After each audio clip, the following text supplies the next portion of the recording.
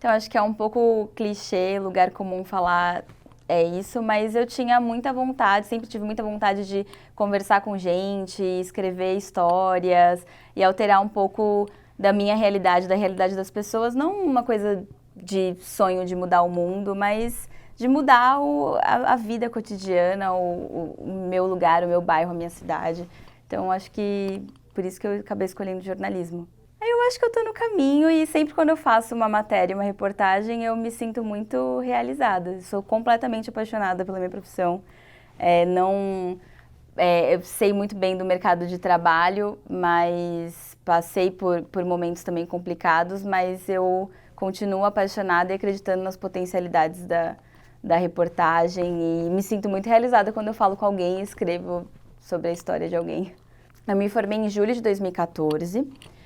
Naquele momento eu trabalhava na Abril, tinha acabado de encerrar meu estágio e estava como repórter da área de vídeo, do departamento de vídeo da Veja.com, do site.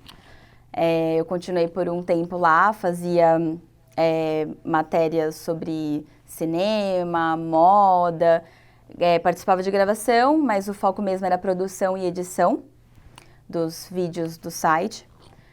Naquele momento também participei da cobertura das eleições de 2014. Então a gente fazia ao vivo, editava vídeo, colocava no ar, enfim, era o dia a dia da redação ali da cobertura das eleições. Depois disso, eu entrei para a turma do curso Abril de Jornalismo, em 2015, porque eu queria mudar de veículo. Então tinha uma seleção interna ali para as pessoas que já eram da casa. E aí eu fiz o curso Abril de Jornalismo no início de 2015. Foi uma experiência maravilhosa. Estagiei por um tempo numa revista que acho que não existe mais, a Elle, de moda. E, enfim, e aí depois de um tempo eu saí da Abril. E aí eu, depois de 2 meses, fui trabalhar com imprensa sindical, numa entidade que representa os professores do ensino particular de São Paulo, de todo o estado, desde o básico até o superior. E aí eu entrei lá para cuidar da parte de vídeo deles. Eles queriam começar a elaborar, a produzir um canal no YouTube. Então eu entrei para cuidar desse momento aí de produzir conteúdo, de entrevistas, conduzir entrevistas, editar, enfim. E aí depois disso, agora recentemente, em 2018, eu mudei para o Itaú Cultural. Tô junto da galera do núcleo de comunicação na parte de texto.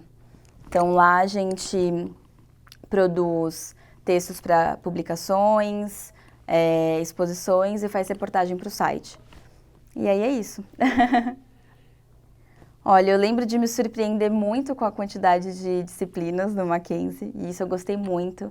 Gostava muito de reconhecer na minha graduação não uma formação prática, como escrever, como gravar áudio, como fazer TV, e ter uma formação muito multi e interdisciplinar, estudar psicologia, estudar geografia humana, filosofia. Então, eu lembro que isso me surpreendeu no começo e eu gostei muito, né, de ter esse conhecimento mais amplo, assim, de outras áreas. Eu passava muito tempo no Mackenzie, né, então, os primeiros 2 anos, eles foram no período da tarde, então eu sempre estava aqui de manhã, fazendo trabalho no primeiro semestre, na verdade, porque no segundo eu comecei a estagiar, mas também ficava até tarde da noite e eu gostei muito da minha vivência, assim, de realmente viver a faculdade e também ter tido estágios que me possibilitaram isso no começo, de não ter que sair correndo sempre, conseguir me reunir com os colegas, fazer trabalho, conversar, debate. Eu me lembro muito do começo, aqui no Centro de Comunicação e Letras, tinha um cineclube organizado pelo pessoal, acho que do diretório da época, e eu participava muito também, saía do mesmo prédio, saía da aula e depois ia para o cineclube, ficava muito no DACAN, no diretório acadêmico também. Me lembro muito de ter participado de palestras ali enfim, outras, eu esqueci, desculpa. No Centro Histórico, né? Me lembro muito de ter participado de palestras no Centro Histórico, participei muito também com o pessoal de arquitetura, enfim. Eu circulei muito pela faculdade e me lembro com muito carinho. Para mim, a importância é a mesma desde o início da história do jornalismo e acho que a importância é ainda maior hoje. A gente vive num momento de grande acesso à informação, que bom. A gente tem está sempre acompanhando notícias, sempre acompanhando fatos, mas eu acho que se não fossem os jornalistas, né, o papel do jornalismo nisso aí é justamente trabalhar todos esses acontecimentos, fatos, olhar para a realidade de uma forma a dar entendimento a isso, sabe? Então, eu acho que de contextualizar, acho que nesse momento que a gente debate muito fake news e o papel das notícias falsas em eleições, em escolhas, em debates, eu acho que não existe, não falta lugar para o jornalista e para bons jornalistas, inclusive. Para bom jornalismo. A gente vê muitos veículos sendo criados aí. E eu acho que o que se debate hoje, o que se discute é modelo de negócio, mas a função do jornalista, não. Eu acho que é muito importante. Eu acho que eu saí preparada, sim. Mas também acredito que vá da busca de cada um. Eu trabalho hoje com cultura e meu foco sempre foi trabalhar com política e cultura.